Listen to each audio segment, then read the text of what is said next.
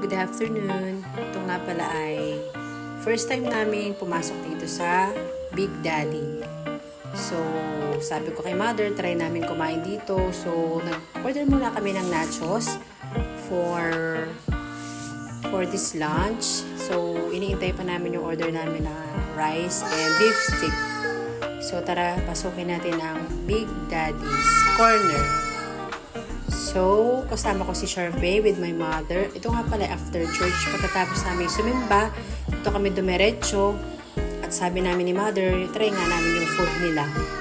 So, malawak dito. Ito nga pala guys yung dating terminal ng van.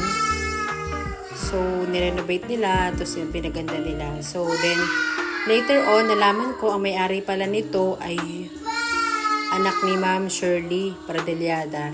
So, mga taga-Pilaway din. So, nag-order kami ni mother ng pansit with lechong kawali daw. Then, nag-order kami ng nachos and then burger. Tapos, ito nga pala yung mga pwede nyo orderin sa kanila. Ito yung Big Daddy's Corner menu. Ito, and nakalagay dyan, rice with meal, special lutong ulam. May mga nakalagay din dyan na price. Pwede nyo pamilian. Then, may burger and Hungarian din sila dyan. And appetizer. Pwede kang mamili anything you want.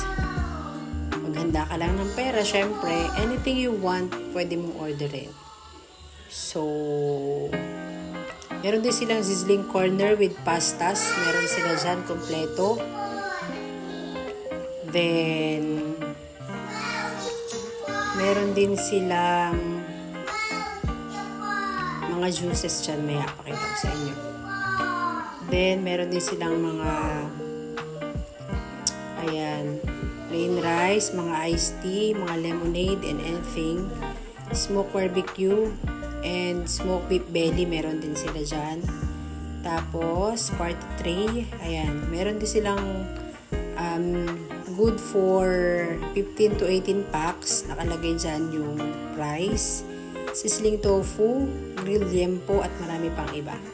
So, yan guys. So, in-order lang namin ni mother ay pansit and burger and nachos nga. Tapos yan, beef stick lang yung lunch namin ngayon ni mother with rice. Tigisa lang kami kasi kami naman pareho hindi malakas kumain. Then, pansit nga and then tigisa lang kami ng pipino juice. Yan nga pala yung may-ari ng Big Daddy's Corner. Salamat po sa inyong panonood.